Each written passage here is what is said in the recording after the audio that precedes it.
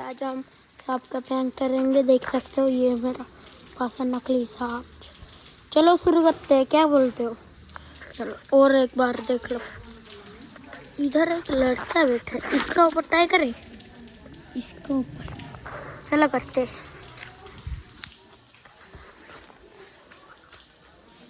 सड़क देखते हैं पूरा छुप छुप के।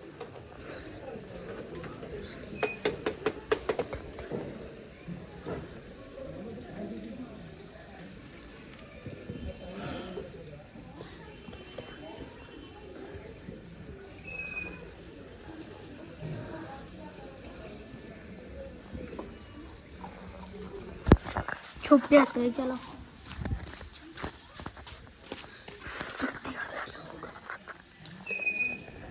इधर से नहीं वीडियो बनाते। और किधर से इधर ही ठीक है। रुक रुक